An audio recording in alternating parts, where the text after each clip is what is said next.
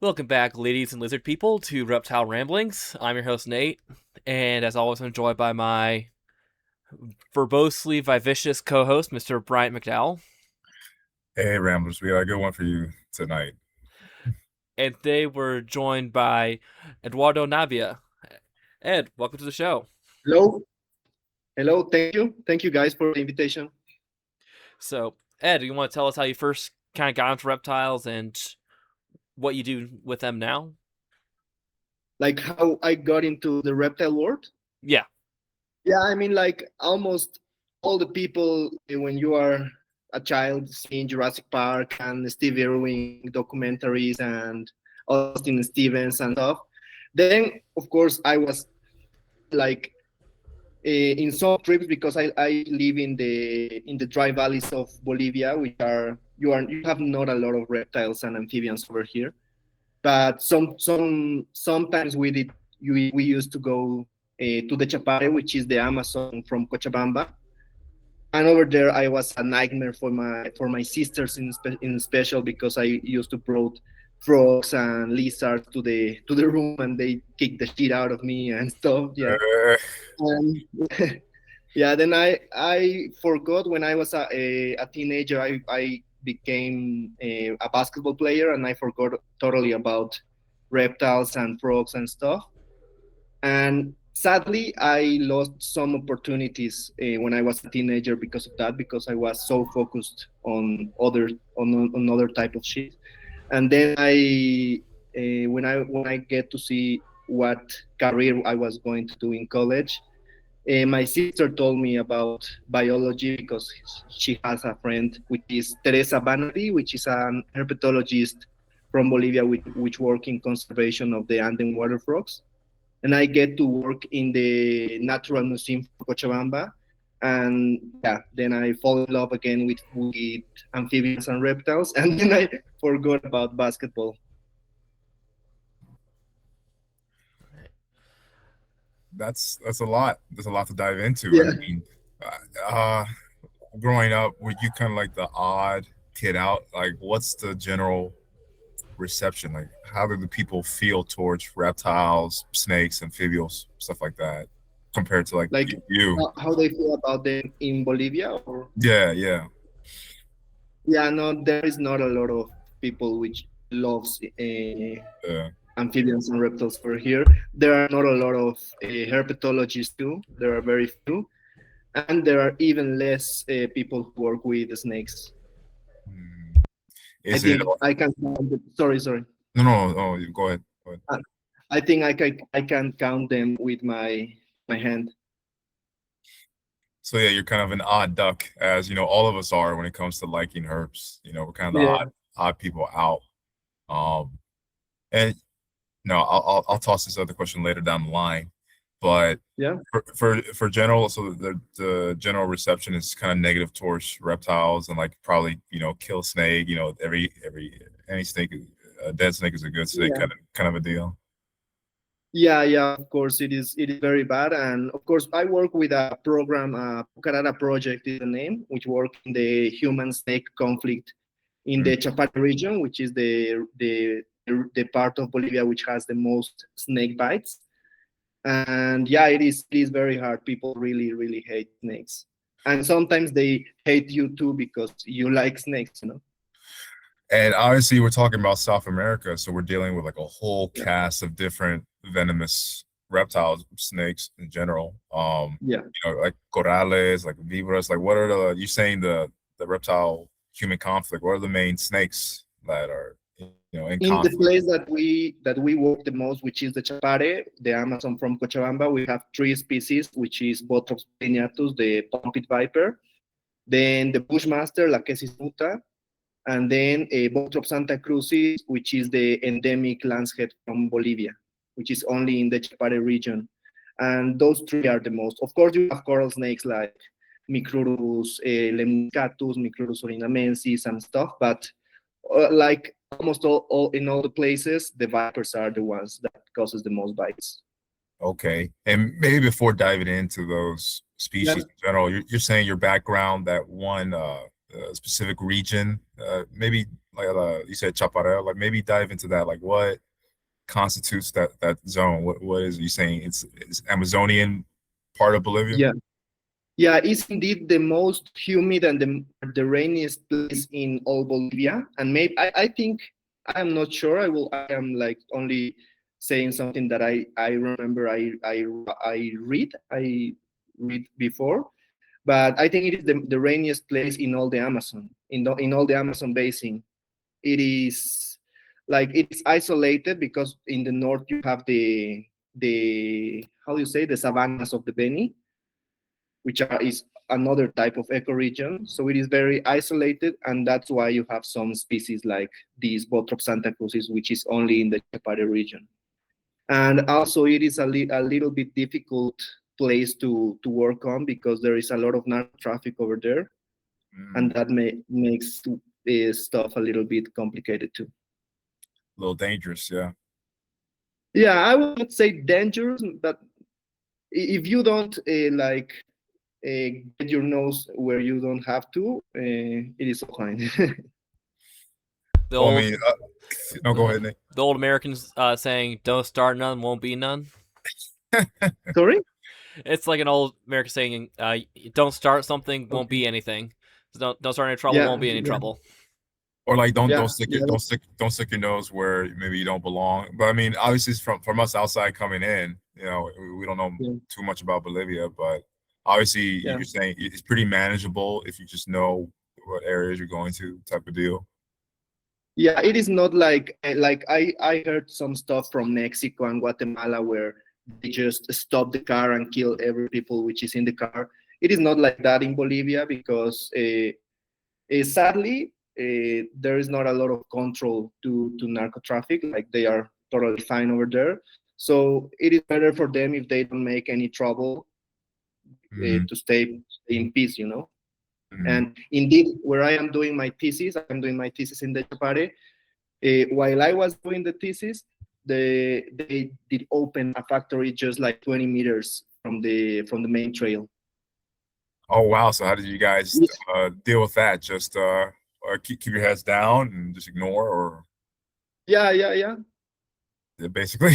And I mean, those people are not aggressive. They are just people who is working with that and just want to make easy money, you know. Gotta make a living somehow. I don't, I don't want to get too much on this side, but it's similar to like the Yeah, FARCs, like in Colombia, where it can be kind of dangerous. It can pose a threat, but they're also civil enough that they can be reasoned with, kind of a deal. yeah, yeah. Of course. You're muted, Nate. Oh, I don't under. You mentioned the Chapare, you mentioned savannas, and that you grew up in dry valleys. But what are some of the other ecosystems in Bolivia? Yeah. Of course, them. Bolivia is totally amazing about in terms of ecoregion and biomes and stuff. It has a lot more than a lot of people think of. You have the Pantanal, which most people think, like when you say Pantanal, most people think about Brazil and stuff, but we have a piece of Pantanal in Bolivia too. Oh We well. have the Amazon rainforest for sure. We have the Andes, where we have a lot of sub-ecoregions over there. We have the mesophytic puna, the xerophytic puna. We have the, how to say, the mountain rainforest, which are called the yungas in Bolivia. We have the Chaco too, which usually when people say Chaco, people think about Argentina or Paraguay and stuff, but we have also Chaco also in Bolivia. We have the Llanos de Mojos, which is these dry savannas that I was saying before, Mhm. which is a ecoregion which is only in Bolivia, and that is really really cool because, of course, we have some endemic species like the Beni anaconda, an anaconda which is only found in Bolivia, which is amazing, you know. Yeah, we have a lot. The only thing that I think we don't have is the sea, you know. So yeah, nothing coastal, but that's all right. That's not too bad. Yeah.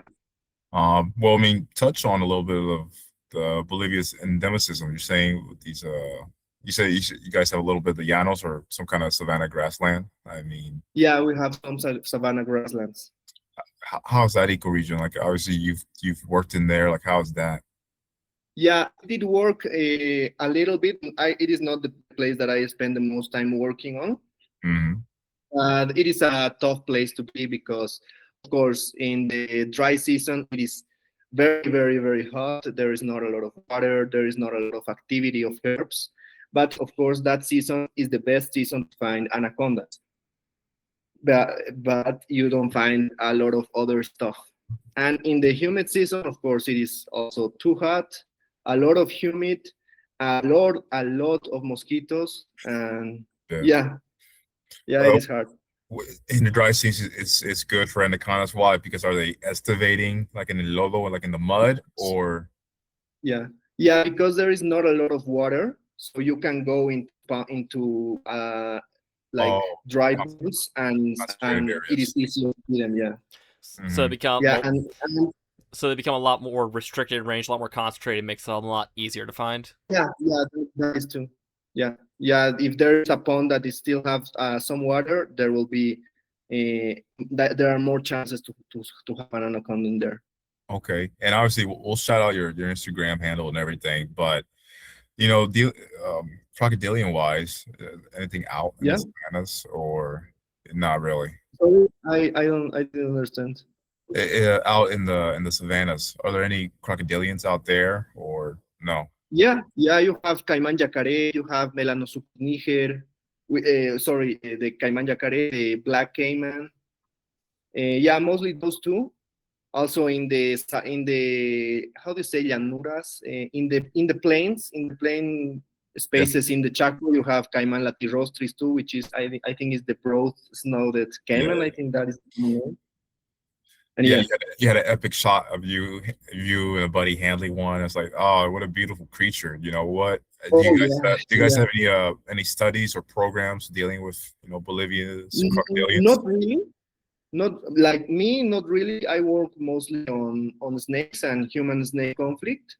Mhm. But I mean, I love crocodilians. I love making content about them, like to make people see the value of these animals, you know. But like study projects and stuff, me not really.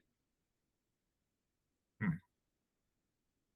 I guess what is the for broads now? I didn't even know they ranged in Bolivia. Like Yeah, what's the deal with them in Bolivia? Like their habitat they are just use type of deal. they are just in the southern part of the Chaco in Bolivia, between Tarija and Chuquisaca.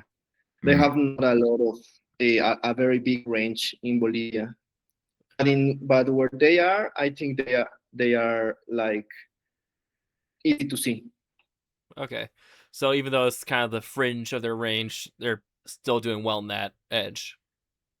Yeah, yeah, yeah. And of course, the Chaco from Bolivia is much more conservated than the Chaco from Paraguay, and I think the Chaco from Argentina too.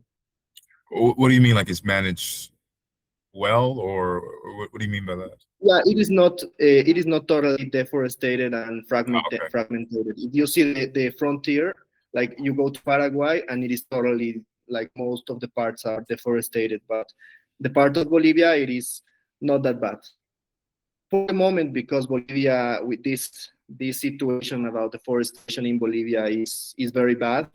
Like 2 years ago in 2024, we have more than 12 million hectares burned in 1 year. On purpose or just local fires or No, on purpose, of course. I have some friends who worked in there as a as a firefighters, Mhm. and they saw the people like starting the fires. Mm. Is that for like just like you said deforestation, but what for so you Like say why? agriculture or timber Yeah, harvest? mostly agriculture, soy.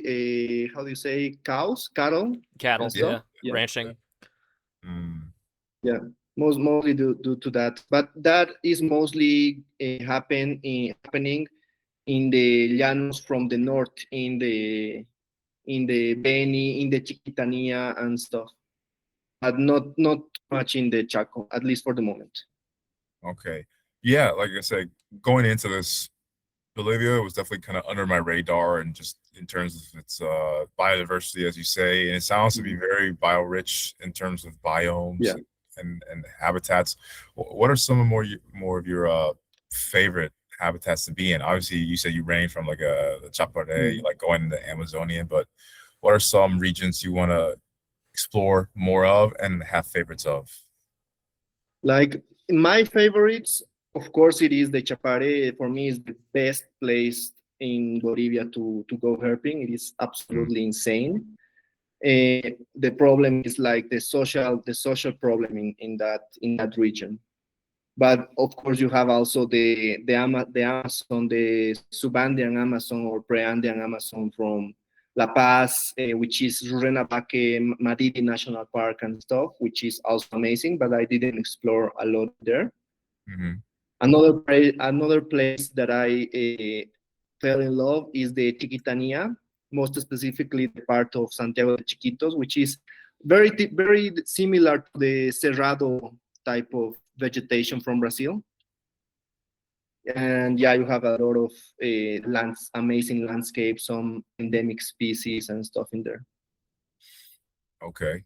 So when it comes to you dealing with like the human snake conflict, and Yeah. I brought this question out to Nate. What are you doing, like workshop events, or are you traveling around to local villages or cities, towns to inform the local people about what they have around them, or how does that process go?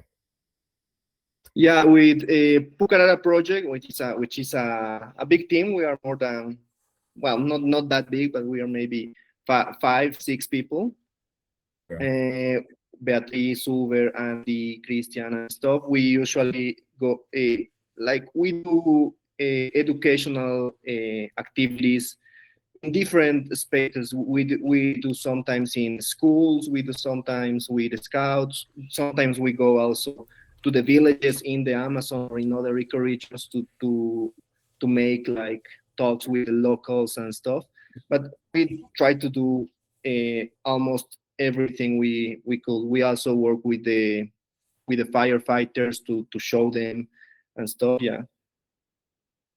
So not only to we are not restricted to only one group of people.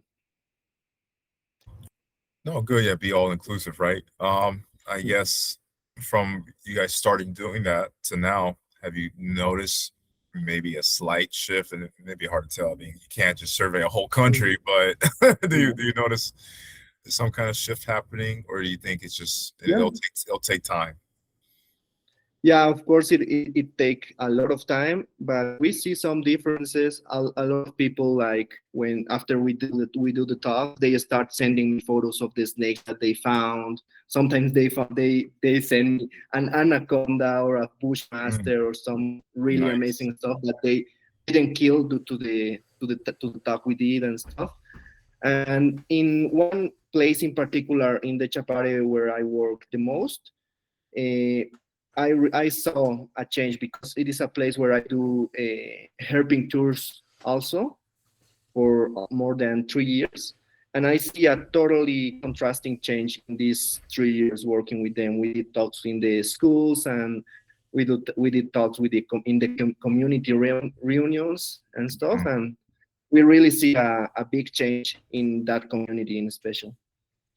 So what you're saying is, in a couple of years, you guys will have a couple of documentaries out of Bolivia. Is Sorry? documentaries, like I said, you're saying in a couple of years, you guys will have produce some documentaries, documentales. Doc- documentaries.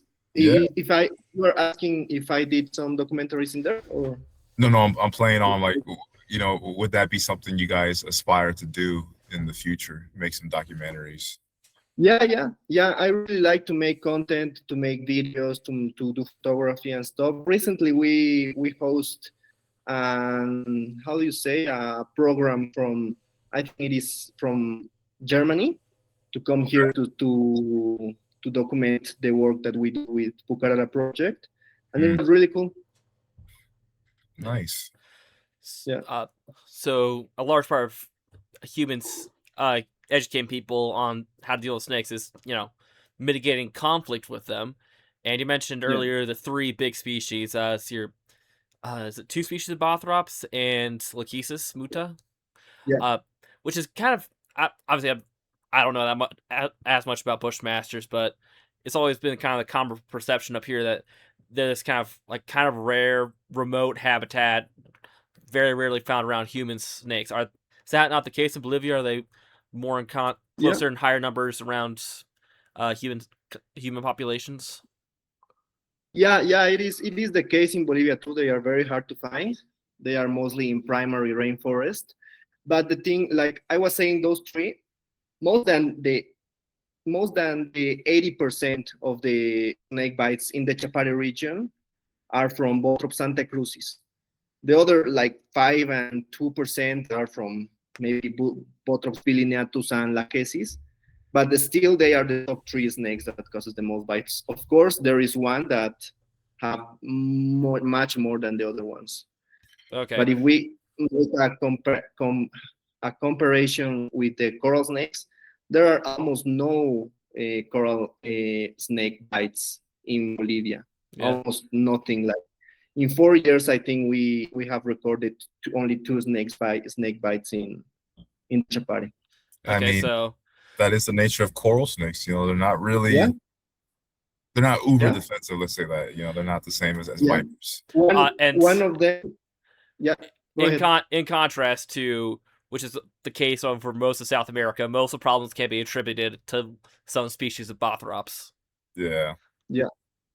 Yeah, and Botrop Santa Cruz's, you will think that it is a very defensive snake and stuff, but they are very, very peaceful. Like more than I don't think there is any snake that is aggressive. They are mostly defensive. Hmm. But when you see a Botrops atrox or Botrops diporus, other species, they are much more defensive. When you bother them, they have no problem to try to strike to defend themselves.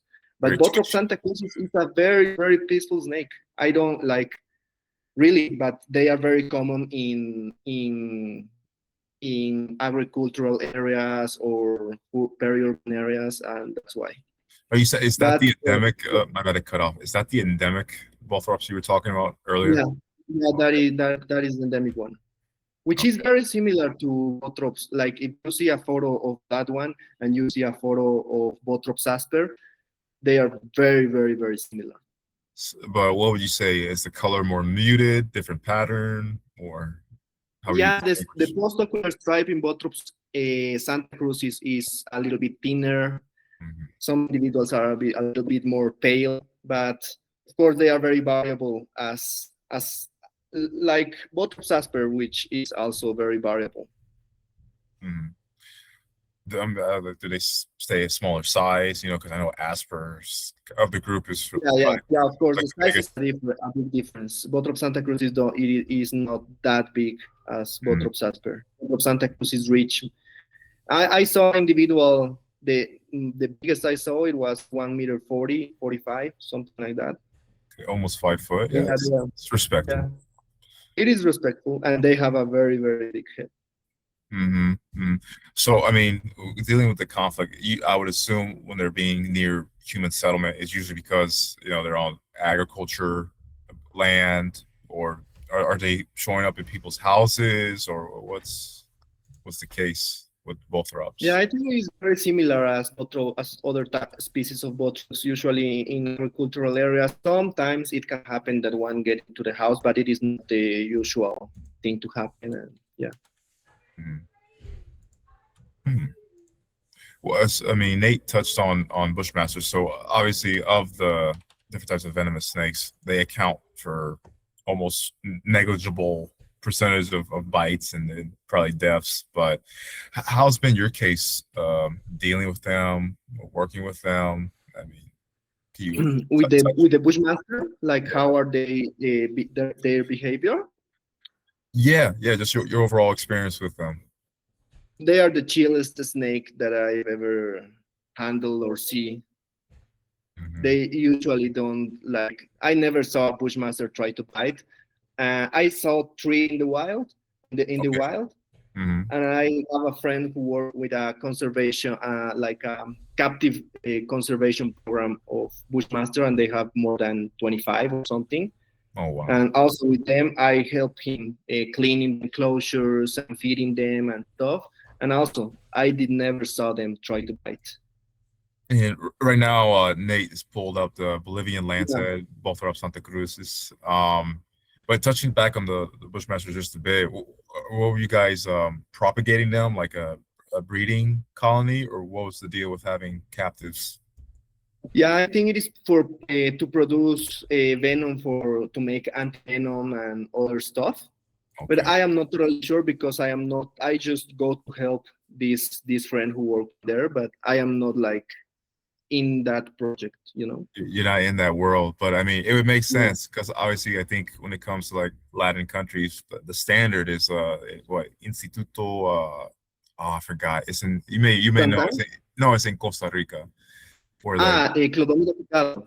yeah like that's Yeah. probably renowned for being one of the major anti-venom Yeah. producers in the world. So Yeah. it's nice to know that there's other projects happening like that in other Latin countries. Mm. You know. Yeah. Also talking about venoms and and as we did talk before about the coral snakes, there is no anti venom for coral snakes here in Bolivia. But of course, that is because it will be a waste of money because they mostly never bite. Hmm. And like I was telling you, we had two cases of envenomations of bites of Hmm. coral snakes here in Bolivia.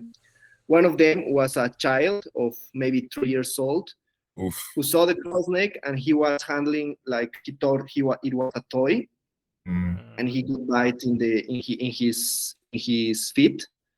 But luckily, it was a dry bite. The snake didn't inject Oh wow. venom in the chill.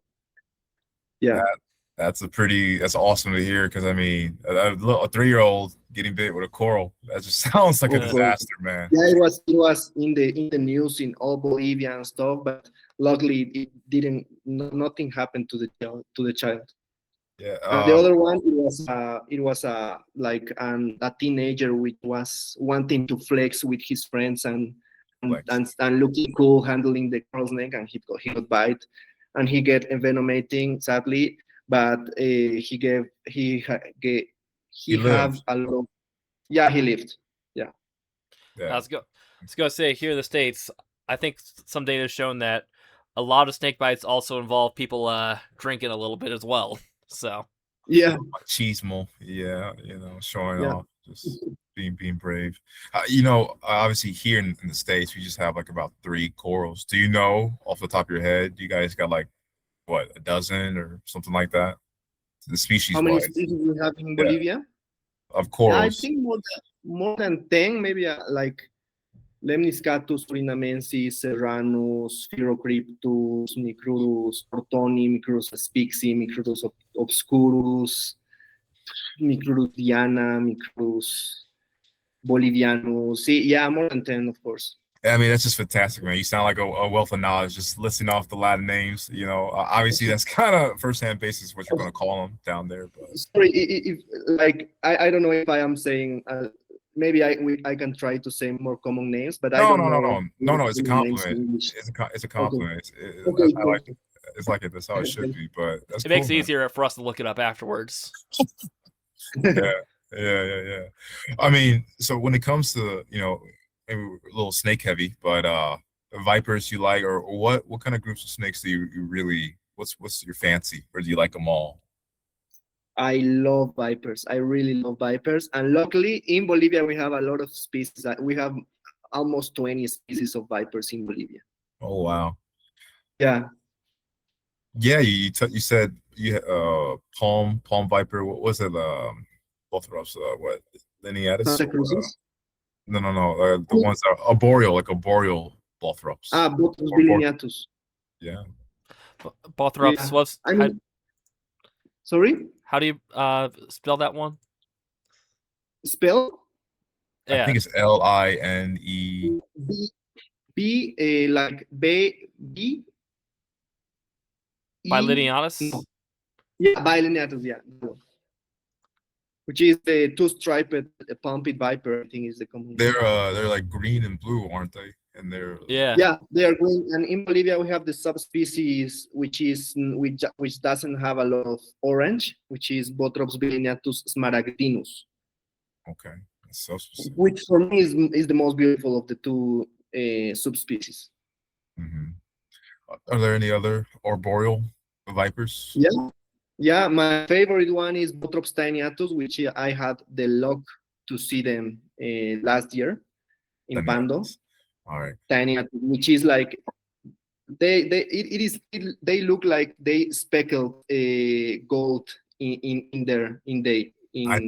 I think I know what you're talking about. I think it's like pinned Yeah. on your account, and yeah, that's a gorgeous looking viper. Right now, Nate is pulled Well, up. I didn't post the photos yet. Oh no, maybe I'm thinking of No, a different viper. not yet. Okay. But that one in my account, that in my account is another one that is so beautiful, which is Botrocopias andianos. Nate, keep that photo because you know what's crazy is That one is the other species. That is the one from Suriname and Venezuela and Guyana. That is Botrops bilineatus bilineatus. Yeah, so it's not the subspecific that you guys have in Bolivia, Yeah. but That one is our subspecies. oh, okay. Well, you got a good eye for it. One thing that's crazy is that you guys have a xenodon, like those false, Oh yeah, the hog nose, and some of them copy almost exactly like some of these drops. Yeah, it is crazy. That I think it is not in Bolivia. At least it is not discovered in Bolivia yet. But it is Xenodon werneri, which imitates this Botrops bilineatus. But some individuals also imitates the Botrops tiniatus. So you have some individuals of Xenodon werneri which are blue, and other ones that are like speckled with golden. Yeah, the South American hognoses fascinate me to no end because they have so many particularities, and they're they're viper mimics as opposed to like our hognose up here, which and not the really mimics of anything. Yeah, I mean, our hog noses, when they feel like it, could do their best to try and imitate a viper a little bit. Well, I say especially like the Platirrhinians, like the Easterns, they do a good impression. But like the Plains and the Mexicans, I mean, come on, they're not. They're cool in their own right. What about Simus? Simus, I could see. What would that be mimicking? Like what, pygmies or something like that? Probably pygmies. I don't know about copperheads, but I can see pygmy-ish, but still, that's a little stretch. But have you had some dealings with xenodon? Like, are there any xenodons in Bolivia? Like, what is the question? Is there any xenodons in Bolivia? Yeah. Oh yeah. We have some. We have Xenodon rhabdocephalus, Xenodon merremi, Xenodon rhabdocephalus, Xenodon pulcher. Yeah, we have some. I was about to ask about pulcher. Yeah, pulcher is amazing. It is really beautiful. Oh, so you've seen one before, like a few? Yeah. They are fairly common in the Chaco. They're fairly common. And I'm sorry, maybe give me a rundown. Like, how is the Chaco ecoregion? Like, what does this consist of? It is dry forest. Like dry rainforest? Yeah, no, not dry rainforest. It is dry. Okay, dry forest. Yeah. Well, yeah, it is. We have also rattlesnakes in there and stuff. Yeah. Cascabeles, nice. Like what? Like what are we dealing with rattlesnake wise? Sorry. Like species wise, what are we dealing with? Oh yeah. We only have one species and one subspecies, which is Crotalus durisus terrificus. A very nice name. Wait, what's the subspecific? Yeah, that sounded cool. Say it again. Terrificus. Dorificus. Terrificus. Oh, like Terrificus. Yeah. Oh, okay. Yeah. That's such cool. Oh, man. Terrific Durisus. Yeah. Oh man, I love me a good Durisus, man. That's awesome. Sorry, I lost you for a couple seconds. Did no, you you're ask good. me something? No, okay. But have you seen any in the wild as well? Yeah, like they are fairly common too in the dry places in Bolivia. But I have, like, how do you say maldición? How do you say like that? I have a curse on rattlesnakes. Like, I saw a lot of very, very weird stuff from Bolivia, like very weird stuff, but not rattlesnakes. And I was a lot of time working in the in the Chaco, in the Chiquitania, where you have them, and never. Since last year that I saw my first one, but it was just hit by a car, like just, Oh, but it was still alive, and I took the snake with me to my house, and I took it with some friends that have snakes, mhm. and it is right now it is very good. It is eating very well. Oh, It it grew up. survived. Nice. Yeah, it survived, and it is doing very well. Like I am waiting a little bit more to go take it back to the place I found it. Oh, But yeah, after that, like no, before that, I saw like maybe five rattlesnakes, but they were just killed like an hour ago or something like that, Uh, and so it was CORs. very hard. All my friends were bullying me because I didn't see Uh, rattlesnakes. Yeah, yeah, I don't have as tragic of a rattlesnake curse as yours, but I also have yeah, a bit of a rattlesnake curse. Every time go looking for a yeah. species of rattlesnakes, I don't find them unless they're in the Oreganis species complex. That's the only ones I can find are the ones on the west coast. So, The pygmy rattlesnake. Sorry, I didn't. uh, the only types of rattlesnakes I seem to be able to find are members of the Oreganis species complex. That'd be like the west Okay, coast rattlesnakes. It's like okay, but they are so beautiful. yeah. But every time I go looking for any other type of rattlesnake, Yeah, nothing. Sidewinders bro. strike out. mhm. Ruber strike out. Yeah. Hornus strike No, out. But you know damn well I got my Helleri. At least that's. that, you I know. mean, I am so jealous from you guys. You have a lot of rattlesnakes in there, you know. I mean, I love rattlesnake, but you have a lot of species like between the U.S. and Mexico. Oh, The species that you have in there is well, I mean, you don't know what you don't know, or you do know, you're not in you don't live there, but like looking on your page a little bit, I'm so jealous of all the species that you guys have. And you mentioned something earlier, like talking on yeah, like Xenodon, like you don't know if it's been discovered yet. So it seems like, herpetology wise, Bolivia is still kind of on the frontier of like what discovering maybe or yeah, expanding species range. Is that kind of the case? Because you're saying herpetology is yeah. still hasn't really caught on as it has in like other countries like Brazil or Colombia or Ecuador. Is that the case? For sure. For sure, there is a lot of, to discover in Bolivia. I know, I like there is already no work. Some friends are working already on some new species of snakes and on vipers. There's one viper in particular which is crazy cool, which I am sadly I can tell you more, but Awesome. Yeah. they are working on the description of that new species, and I think when these new species go to the news, it will be a boom for the herpetology people. We also are working on some new species of frogs and stuff. Yeah, and I mean, it is really a lot to discover in Bolivia. New species, new records from the country and stuff. Yeah. Okay, yeah, obviously, and it's totally fine. You can elaborate on some stuff. It's getting us hyped up. But is there anything else that, like you said, have you guys discovered or found extensions that you can't touch on? In your time being out in the field or with others. Sorry if I have some like. Sorry, what was the No, question? maybe not just you in general, just like, or maybe you've been a part of either discovering new species or finding a range extension on some species. You're saying like some frogs, you guys have what Yeah. either described or found range extensions on, like Yeah, we are working on a new species of rock from the eastern part of Bolivia, and yeah, some new records also. But yeah, I have not a lot of I have not a lot of articles or notes and stuff for the moment, but we are already working on some of them. okay. Speaking of herping in Bolivia, what would you say Yeah, would be the best time of year for someone to go on a herping trip to Bolivia? Oh, yeah, it will I'm be. sorry. I'm sorry. On top of that, Yeah. what's maybe one of the best regions to go to, herping wise as well? Okay.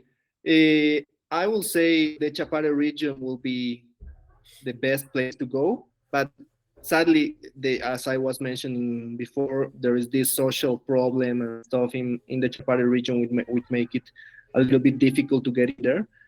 I will not say dangerous. I will not say dangerous, but difficult because there are some roadblocks and stuff in there. Is that the But is that like the workers' unions strikes that's going on? sorry. Is that like the workers' unions throwing strikes? I think I heard about that. Could be. Or are you talking about the other, not military group, but the other, the narco group? Is that kind of what you're alluding to? Yeah, it is that area.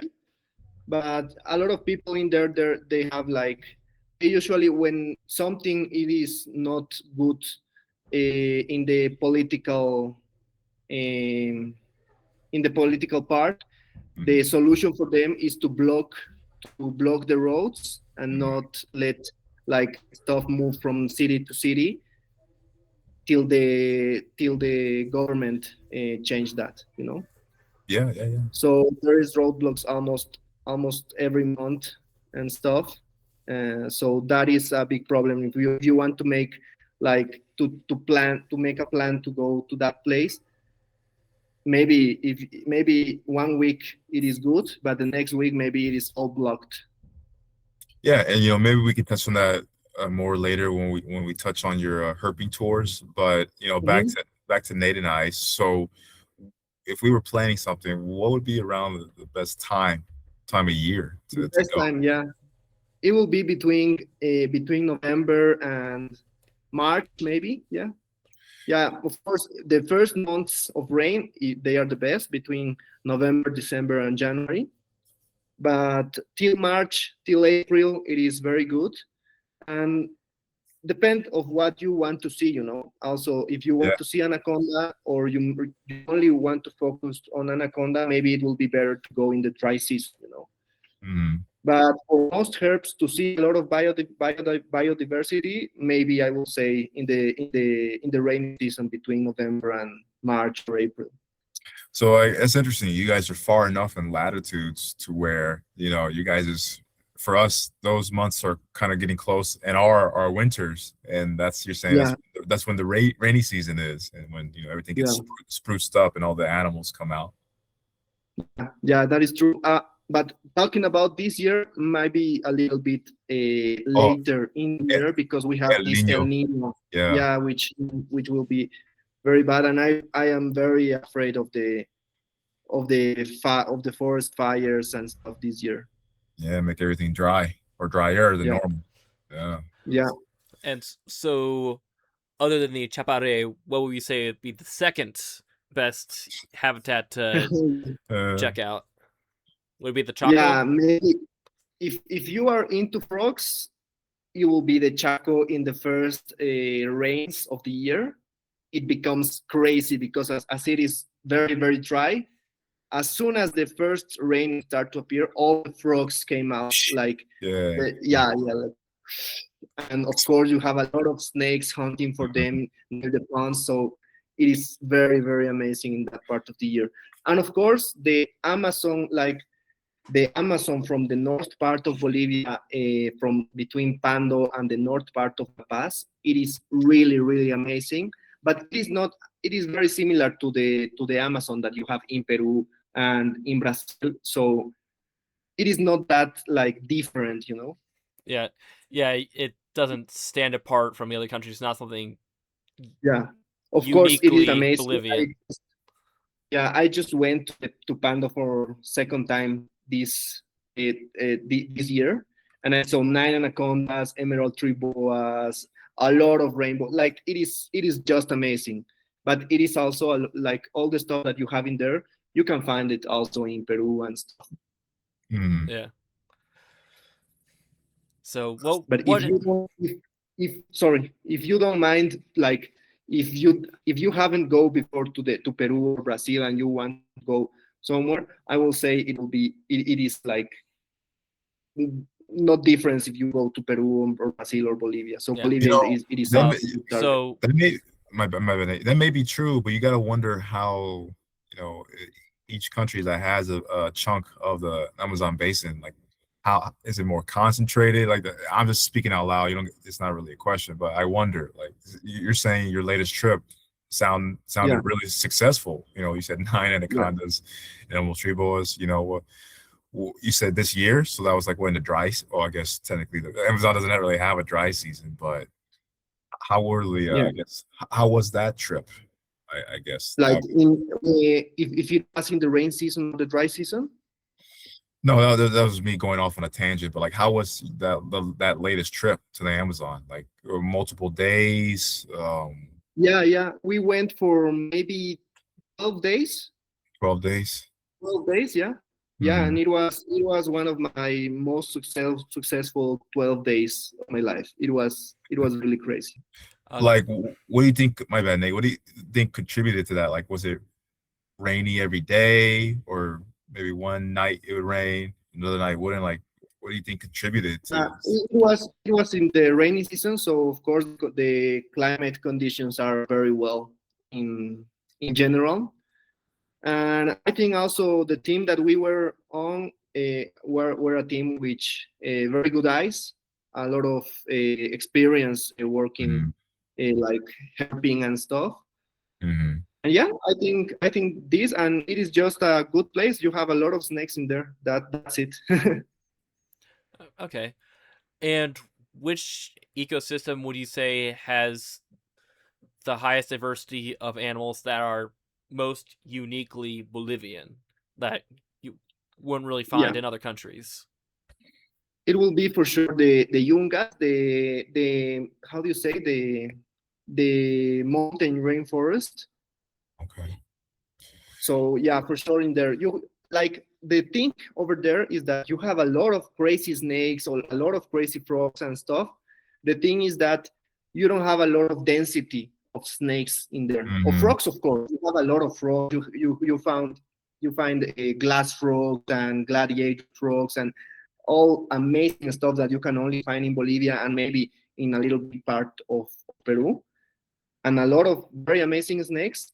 But in terms of snakes, you can stay there for some days and not find any snake there. Yeah, So so the species in there are very cool, are very amazing. I love them, but the density is not too much in snakes. so you have to work a lot harder for a lot less snakes.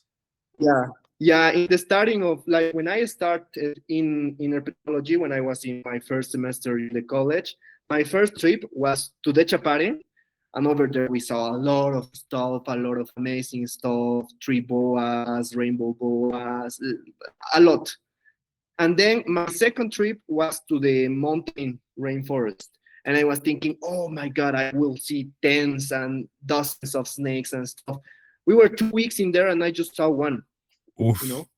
So it was like, Yeah. And, you're saying mountain rainforest, so obviously we're talking like montane temperatures, like a lot cooler, yeah, including like yeah. maybe cloudy rainforest type of deal Yeah, too. cloudy rainforest is the name, not mountain rainforest, like cloudy, I mean, cloudy rainforest. no, I mean that's accurate too, but okay. So Okay. like I guess how was your experience? Like, did it get cool at night or? Yeah. Not it depend of how high you are, Mhm. but of course it is cooler than the Amazon. And I really love it. I mean I love the cloudy rainforest. You have some amazing landscapes in there, and the species in there are just crazy. Almost all you see is something endemic or something endangered and stuff. But yeah, if you are into reptiles, maybe it is not the place because you don't have crocodiles too in there, and also not turtles. Yeah. Uh, what would you say is the best method of herping in Bolivia? Would it be hiking, road cruising, and would that vary based on the habitat? Yeah, it varies between the habitats. I did try a lot of road cruising in Bolivia. We found some cool species road cruising, but you don't find a lot. doing road cruising. It is mostly going to the trails and walking in there, and yeah, just walking. Mostly during the night, of course. If you are in the most higher parts, like in the dry valleys, like where I live, mostly during the day, because during the night it's too cold and the reptiles get into their holes and stuff.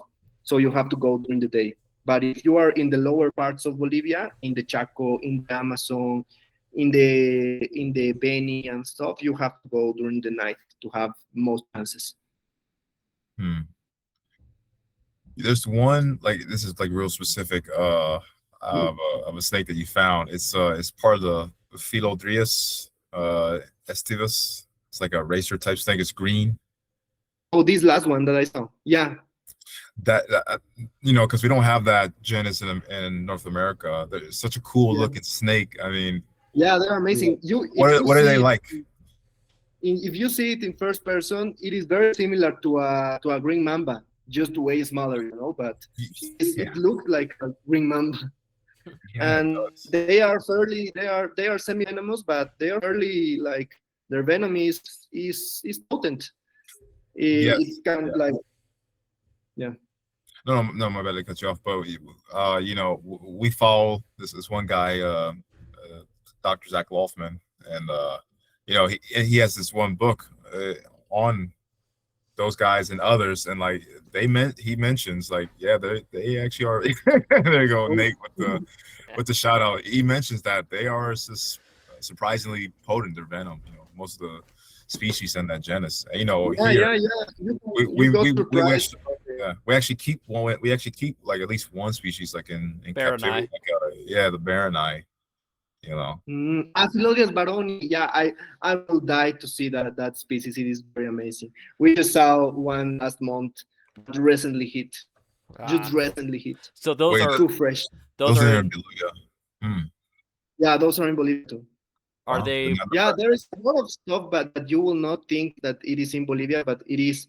We like with Brazil, we are the country that have the most. I think Brazil and Bolivia are the countries that have the most species of crocodilians too in the world. We have 5 species of crocodilians. Sorry, like also we are the country that have the most species of anacondas in the world. We have 3 species. And and most people don't think about Bolivia if you say some place to go herping in South America. Well, that could probably be a good. No, you go on, Nate. Go on. Might be a good idea to think about for December 2027. Well, that. Of course, yeah, and that I was going to say that kind of basically segues us into, like, you know, you starting your own herping tours, you know, because Bolivia definitely is under the radar.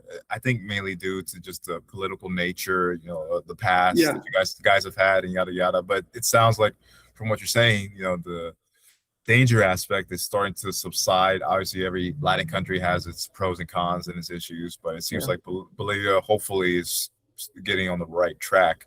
How has that journey been, and what sparked that starting your herping tours? Were you wanting to just, you know, get Bolivian herpetofauna more recognition and more spotlighting, or what was your?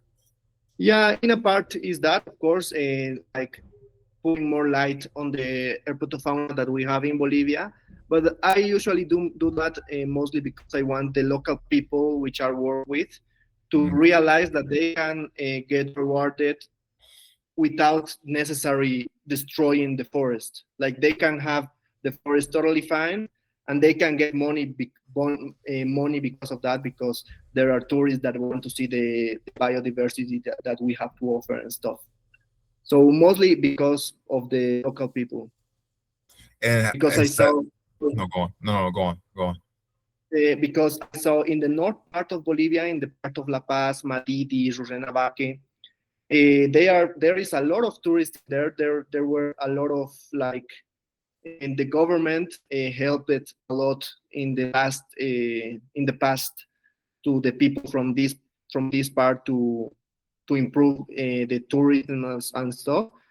And the forest in there is very nice. They don't deforestate much because they usually leave because of the tourists, because of the biodiversity that they have in there. But I like, of course, me as a person, I will not do a lot of difference, but a lot of person, which if a lot of people start doing that, we can make that difference in all Bolivia, you know. And then I'm assuming the birding scene is probably bigger than the Yeah, herping scene. But I don't really hear I don't really even hear too much about birding in Bolivia. It's just like overall Bolivia is yeah. just all under the radar in terms of like Florida. Yeah, it's all under the radar. But of course, there's a lot more, much more birding in Bolivia than herping. Hmm. And yeah, Bolivia is also on the top countries in bird biodiversity. Mm. Well, since starting your tour, like Yeah. you're saying, has it been mostly to start off with like that locals, like I guess locals the wrong word, but like Bolivians joining you, or have you had international clients as well at this point? Yeah, mostly like maybe. Yeah, I think I only had one tour, which was from people from Bolivia. Most of my tourists are from other countries. Oh, okay. So so that Yeah. I had it flipped in my head. I was thinking there was going to be more Bolivians, but no, No, and that's that's to there are not a lot of interest for from the local people from the people from Bolivia in biodiversity and stuff. well, I mean, it was like you're saying earlier. It's just like people have this negative connotation with reptiles, and there's Mm. just not enough spotlighting yet. I mean, you and Yeah, the partners you're with are doing a good job. yeah. There's not enough coverage of Mhm. that yet. You know. Of course, but taking a part of the snake perspective, like that, of course, people hate snakes and stuff. Talking about biodiversity and nature in general, the people like Bolivian people is not too much into that. Like they don't give it the value that it has, you know. Mhm. And that's why this we burn in 1 year all the area of Costa Rica in 1 year, you know. That's something to be said. Yeah, hopefully Yeah, the tide can change, and the people can be yeah, proud of their natural heritage. I mean, that's kind of yeah, the blueprints that Costa Rica, Panama, and these other countries have taken. So hopefully yeah. Bolivia can take off with this. But I guess with these herping tours, um, how is it set up? Like, is it kind of like per client basis, or like what's the general, like how many days usually are you guys out? Oh, And typically, where are you guys going, or does that change yeah, per tour too? yeah. I usually do my tours in the Chapare region. Recently, the Chapare region became a little bit more conflictive, Okay. but luckily, when all the tours that I did in the Chapare were very good, we didn't have any trouble, and all my tourists go back very happy. Hmm. But I also do tours in the Chiquitania near Santa Cruz in the Chaco. We are indeed planning to do a massive tour in the next years, like covering all the ecoregions from Bolivia, from the Chaco, Pantanal, Amazonia, and stuff. And I do two types of tours. I work with a company which is Nick Adventures, which is a company who works mostly in Jaguar tours. But I am the herping guide for that company. But I also do tours for like personal, like not with the company, just like by my own and the client. And Hmm. usually, yeah, it is when I do the tours, I'm more flexible in the like how many days, like what food do we like. We can talk about the budget of the tourist, you know. Yeah, I yeah. You're like the guess. guide, the porter. You're all of it. You know. Yeah. I Yeah. guess I know who we're going to go with when we go to Bolivia. Uh, yeah, yeah. Yeah, put it on the map. That's so cool. Just piggybacking off of crocodilians just for a sec. You said 5, so obviously you have Yacare, you have the 6. A broad, ver, maybe, I think there is 6. Caimán crocodilus, Caimán yacaré, Caimán latirostris, Melanosuchus niger, Paleosuchus palpebrosus, and Paleosuchus trigonosus. Yeah, 6. Yeah, so you got both the dwarfs and all that. Yeah. Those would be in what? Chaco, Amazon. No, they are Amazon. They are Amazon crocodiles. The only one that it is fairly from the Chaco is the latirostris. Also, a little bit of the yacaré distribution is on the Chaco too. But then the other ones are from the Amazon. Yeah, because those are the ones that they can venture on further inland and type of deals and find different pools. Kind of similar to like the anacondas, but obviously having limbs is a little bit easier. Yeah, and the Paleosuchus are my favorite. I really love Paleosuchus. Oh yeah, you are a man of good taste. I can tell you that much. Yeah, Nate and I got lucky in like literally the last night in Colombia, and we spotlighted little Trigonotus. Wow. It wasn't a little Trigonotus, but it wasn't a it was probably a full-grown male. I'm thinking. You know what I mean, relatively speaking. And they are very, very strong. I think they are the most strong crocodiles pound for pound. I've heard that before. Caimans. Yeah, I've heard that about caimans in particular. Let me say something. Caimán latirostris, it was very, very strong. I think it was the strongest crocodile I've ever caught, like seriously. But to say it like I didn't catch a Paleosuchus of that size too, so I don't know how powerful a Paleosuchus of that size will be. Well, I mean, it'd probably be rare. Was strong. Sorry? It'd probably be rare to find like a Paleosuchus of that size. I mean, I know a lot of roasters don't get that big, but no. Not really. I saw a lot of Paleosuchus. Like the last 2 times I went to the Amazon in Pando, I saw more than 10. Mm-hmm. But I was not going to jump on the water to catch a Paleosuchus. Well, also their scoots, man, look like it would hurt just crashing down on them. Like they have the spikes in the neck and stuff. And of course, it will be very stress for the animal. I'm talking about the Caimán latirostris. We caught it because it was in the road. It was on the road. So it was an easy catch. But to jump on top of a crocodile from a bridge or something, I think it will be very also not pleasant for the animal too. No, they probably imagine you were a jaguar or something. I'm like, I'll just leave the jaguars to do that kind of stuff. Yeah.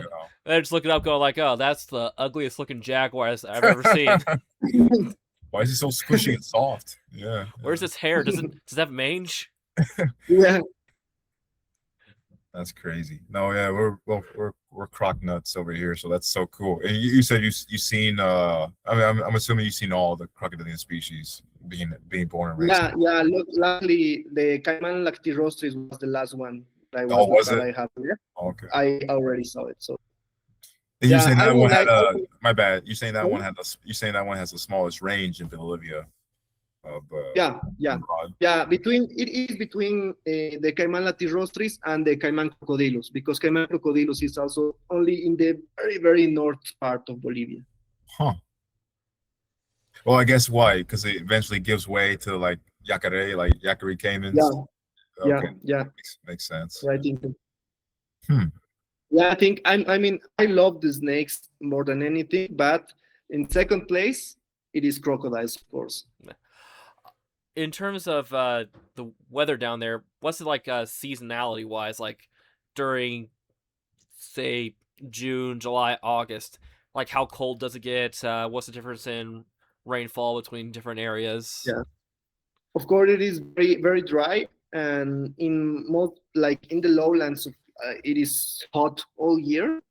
You have these south winds that we call surazos in Bolivia, that are winds that come from the south and bring very cold winds and sometimes a little bit of rain. And it can get very, very cold. I think the coldest place I were was in Santa Cruz, which is a lowland and typical hot place. But during Azurazo, it was horrible. It was horrible in terms of temperatures and stuff. And as it is a humid place, your clothes get wet too, and it is cold, so it makes worse. Yeah, not the best for snakes. Yeah. We're from the Yeah. Midwest. We know Midwestern U.S. We know about cold and wet fairly well. Oh, yeah. You know, I also took a gander on your page a while ago, and I saved some things. You know, what is it? Pulotes, you know, spilotes. Spilotes, pulatus. Yeah. You know, those obviously in Bolivia, where are they pretty generalist? Are they like kind of all over the country, or where? Yeah, they are in the Amazon rainforest. They are in the Chaco. They are in the Chiquitania. Basically, in all the lowlands in Bolivia, they are. They are not that common, but they are in almost everywhere in the lowlands. They're not common, but they're generalists. You know, it's funny. They're very similar to our Pantherophis, but like obviously, like you're saying, it's just less common on the grand scale. You know, our Pantherophis, they're basically eastern side. They're very common, but you know, it's interesting. And also usually in trees. I don't think. Sorry, maybe I misspoke. They are not like they are. Maybe they are just hard to find, but that doesn't mean that they are not common, because they usually appear in the houses or in like there is a chicken and stuff. Like the boa constrictor, which is very hard to find in the field. If you are walking in the trail, it is very hard. But they are very common. They are just hard to spot. And it would be constrictor, wouldn't it? It wouldn't be imperator that far south. Not imperator. Yeah, constrictor. Huh. Constrictor, and constrictor occidentalis, which is really beautiful. Really? Yeah. Is that either what is that, Nate? Is that either the long tail or is that the Argentinian? I think it is the Argentinian. It's like have like a lot of like gray or silver undertones on it. Or how do they look in Bolivia? I didn't understand. It's gray. What? Sorry? Like, what's the patterning? Like, what's the coloring for that species? Yeah, it is much more reticulated in the occidentalis. Okay. But are they also darker in color, or? Yeah, I think they're darker. Yeah. Huh. Yeah. Again, you're just surprising us with species I didn't know were in Bolivia. You know. Oh, yeah. The occidentalis does look a lot like the Argentines I worked with in college. Do they? Yeah. Cool. I always thought Argentines look a bit like a Dumeril's boa almost. Some color phases, I could see that. You know, I was gonna say like some of the real darker like black blue ones. They kind of give me slight Bolin vibes in a weird way. Yeah, I could definitely see the boas being difficult just because like you probably know they blend in so well. Yeah. And they're usually always hiding, especially during the day. And then with the spilotes, being arboreal, they're usually kind of out of sight, out of mind. But that doesn't mean that was they're not common. It's a rescue individual. It was in a house, indeed. I never seen a Spilotes pulatus in the wild. It was a rescue from a house. Yeah, well, I mean that's why another English name for them is a chicken snake, just like our rat snakes. They call them chicken snakes too. Yeah. I didn't know. Mm-hmm. It's just one of those common names. Yeah. Okay, yeah. Right now Nate is pulling up Bolivian Argentine boa, and I mean, yeah, it's kind of textbook occidentalis. I mean, it's gorgeous. Wow. Mm-hmm. Yeah, there is a lot of stuff in Bolivia. Yeah, that's awesome. And people will think that it is much more normal to see a boa constrictor than seeing a bushmaster. I saw 3 bushmasters in the wild, but only one boa constrictor. Really? In 4 years. But have you seen more, like say, for I guess calls, like relocation calls, or you just seen one, like straight out? I just see one in the wild. Okay. Yeah. And they like in Santa Cruz, in some cities, they are very common for like to rescue and stuff. But in Mhm. the wild, we saw one. Okay. Out of curiosity, with like the Bothrops bilineatus and the other arboreal Bothrops, how Yeah, difficult is it to find those guys if you're going herping? I'm guessing in the Chapare. yeah. Taeniatus, it is not in the Chapare. It is in the north in Pando, between Pando, La Paz, and stuff. They are very, very hard to find. I was so lucky that I found, and it was that type of moment that you have like a, how do you say, um, that it is just luck. We were like in Yeah, the sure. working for a project in the in Pando, and it was 3 a.m. or something like that, and we were very, very tired. I was with my girlfriend and the local guide, and the local guide was almost falling Asleep. Yeah, asleep.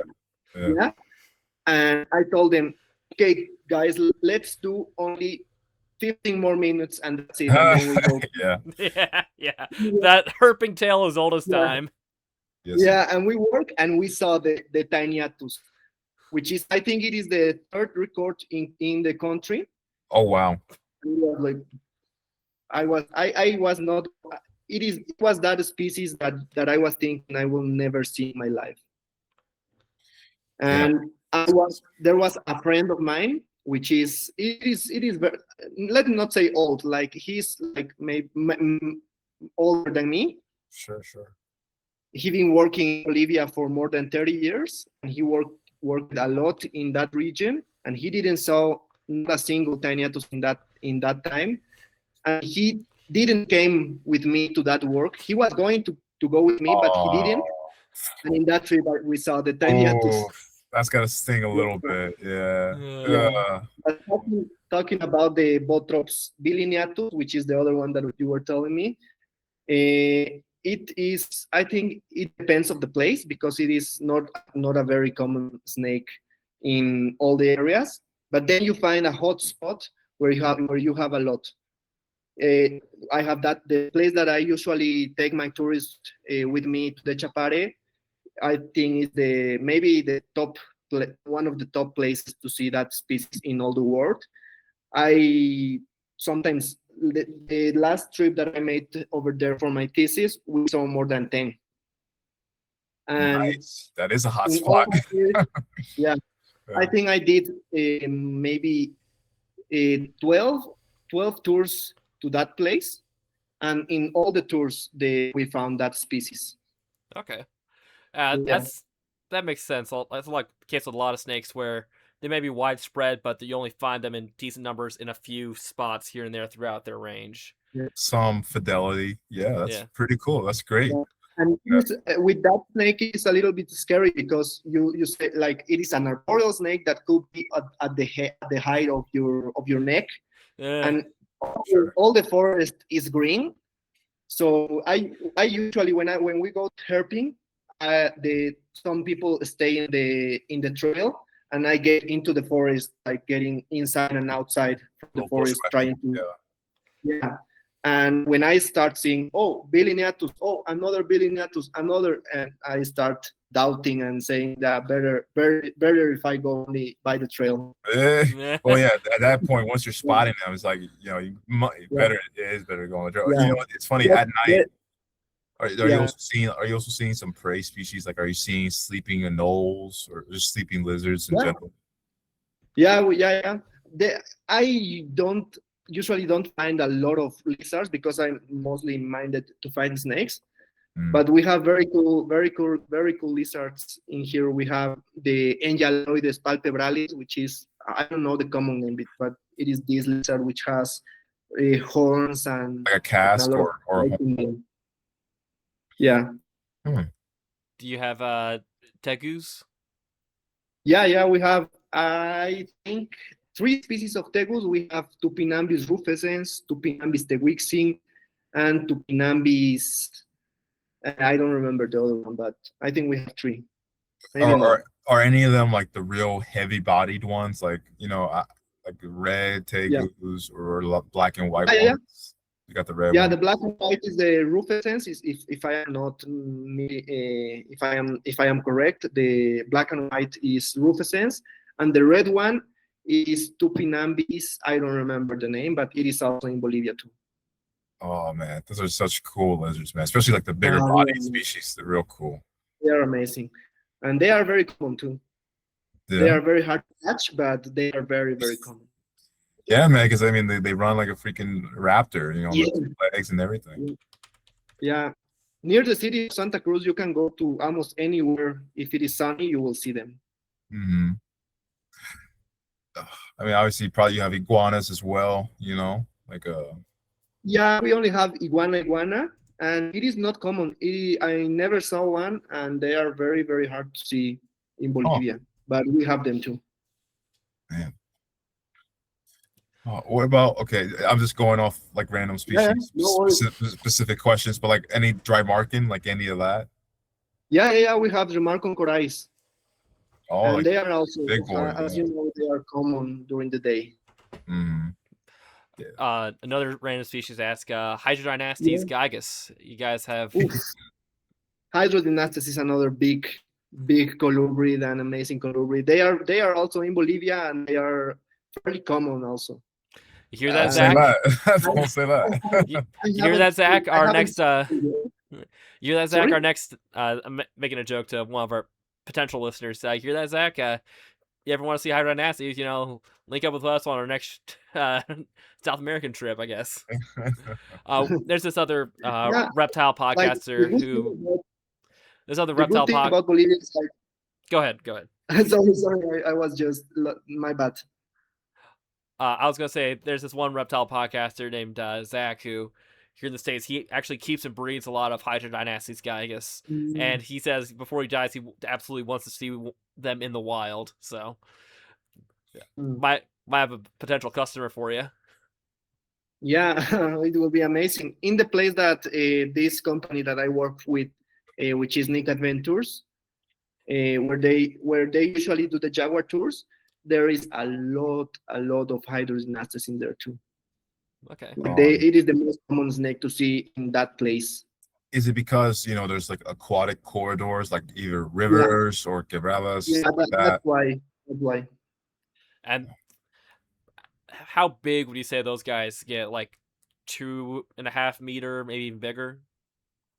I think they reach more than 3 meters, if I am not bad. That's a big snake. And they are very fast. Sadly I haven't seen an hydrodynastes yet, but because I usually not didn't go to places that they are most common. But I know that they are one of the fastest snakes, and they are very defensive. Well, I mean, you guys have Chironis like the sepals, and those are crazy fast too. Those are crazy fast. We have a lot of species. There is recently some of my friends recently described a new species of Chironius, like not recently, like 2 years ago, which is Chironius vipala. Uh-huh. And for me, that is the most beautiful Chironius. It is green with the belly, which is white, and the snout is yellow, and they have some blue in the sides. They are amazing. They are very beautiful. Yeah, they're very similar to our Masticophis, you know, just crazy fast. But I mean, these guys are also kind of pretty arboreal, no? You know, just crazy fast. Yeah. Yeah, it is cool. Bolivia is like a very good mix of all the other countries in South America in one. Yeah, that's what we're hearing. We ignoring the Chocó, you know, the Chocó from Ecuador and Colombia, which is fairly amazing. But besides that, we have a mix of everything. Yeah. I'm curious. Is the other Hydrodynastes species, what's that? The Cinctus, whatever. Is that? It is not in Bolivia. Okay. At least not reported in Bolivia. Which with a lot of snakes is it's not in Bolivia because it's not reported yet. You know? They hasn't been surveyed properly, but yeah, you know, the future is still bright. You don't know.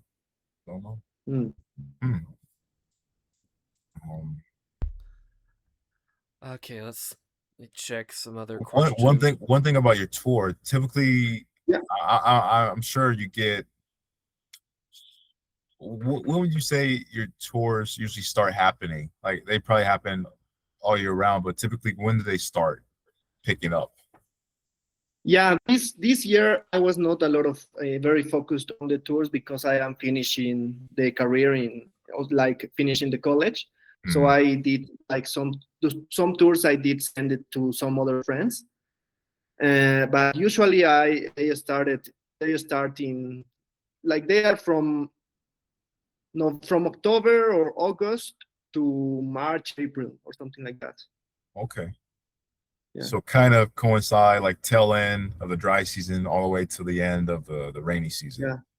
Yeah, and I always recommend that if I have some tourists that want to come here to in the dry season, tell them maybe it is better to wait for some months and you get better results. If it is not possible, they came also in the dry season and we do the tour in the dry season.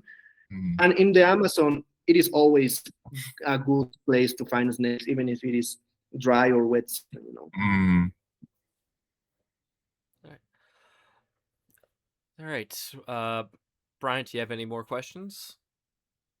I mean, there's quite a few I could rattle off, but I mean, we've been going at a good clip. I mean, this is a nice introduction to not just for us, but anybody else that's going to listen to this podcast. Just like kind of getting into Bolivian, herping and herpetofauna. It's really underrated, and hopefully, through efforts by you and others, it's gonna widen the the Yeah, point of view to get into Bolivia. yeah, that's the point. We You do know, have our one closing question. Yeah, sure. Uh, say you had, if you go to any place in the world, I know Bolivia has a ton of herping to do, but any other place in the world to do a herping trip, what would be the one Yeah. destination you could go to? No, Ooh, expenses not that's a very expenses isn't a worry. You can have all the money in the world to do it. Where would you go? ooh, that's a very hard question. uh, Very hard question. I can say maybe a top five places. One will be, of course, the West US to see okay. like Crotalus firus, Crotalus cerastes, Crotalus tigris, and stuff. I mean, I am in love with rattlesnakes. Oh, you're aiming for Arizona then, aren't you? Yeah, Yeah. yeah. Maybe also a little bit basic, but maybe Uganda. I really love the Bitis, Hmm. Bitis nasicornis, Bitis gabonica, and stuff. Also the Ateris over there are amazing. Also Namibia maybe these other types of BTs. They have a lot of pieces of BTs over there too. Yeah, yeah. Yeah, there is a lot of places. Maybe yeah, Indonesia only for the Komodo dragons and Solid, yeah, solid. yeah. It is hard to pick one. Yeah, but maybe those. All But right. yeah, you saying starting with the Southwest U.S. That's kind of where you Yeah, probably up there. yeah, maybe. Yeah. So if you ever plan on doing a chirping trip to Arizona, please let us know. We'll try to meet up. Yeah, yeah. It will be amazing. I hope. I hope. Luckily, I am finishing a college right now, so I will be much more time to work on tourism in Bolivia and trying to go to some other places. And Yeah. of course, I will talk to you. And of course, if you ever come to Bolivia, feel free to send me a message and let's organize a tour. Oh yeah, Hey, well, I mean, we'll definitely reach out to you first. yeah, As soon as we start even thinking about a trip to Bolivia, and I mean, we're reaching out to you. we'll also reach out a hand of extension. Come to the Midwest. We have plenty of herps galore Oh here. yeah. It's Well, I not mean, too bad. I don't like I don't I I don't mean, I know underrate if you the had other time, places in the US. I know if you had time, you would explore all the U.S. But Yeah. yeah, I'm just saying, the Southwest, totally get it. I love Oh over there yeah. too. But yeah, the Oh yeah, yeah. Midwest. The Cottonmouths. Mhm. Well, I Yeah. mean, with cottonmouths, that'd be more kind of our region. Yeah, Yeah, yeah, yeah, east of the Mississippi. I mean, a little bit west too, right? But still, yeah, yeah. Keysterdon. Yeah. All right. And Okay, guys. where can people find you online, and how can they reach out to your tour company? Okay. The tour company that I work with it is Nick Adventures, but you can also send me a message to How do you spell that? my Are you saying Snake Adventures or Nick? no, Nick Adventures. So how do you spell that? Like Nicholas Nick Okay, okay. Adventures. Yeah, that's the company. And but also I do tours like private tours, only talking with me and stuff. Yeah, Nate, I Yeah, pull up your Instagram page. that's my Instagram, Navia 1, and in Facebook I am with as Eduardo Salazar Navia. Hmm. And yeah, also I would like if you can check the Pucarara project page, which also there is a lot of people who work very hard for snake conservation in there. So And you said Pucarana? yeah, Pucarara, yeah, which is the local name for Bushmaster. Okay. Solid. Yeah, man. This has been a pleasure. It's been an honor to have you on. Oh, thank you so much for the invitation. It is really an honor for me. Mhm. And again, I am sorry for my English. It is not very good, Oh, but dude, no, you're solid, man. It's been It's your English is actually pretty good. So yeah. thank you so better than much. my Spanish. So So you can stay on with us, and then we'll just close out the show here real quick. You could go for it. Yeah, sure, all no right. worries. Once again, ladies and lizardmen, it's been our pleasure to have you on. Again, I'm Nate Truax, as always, joined by Brian McDowell.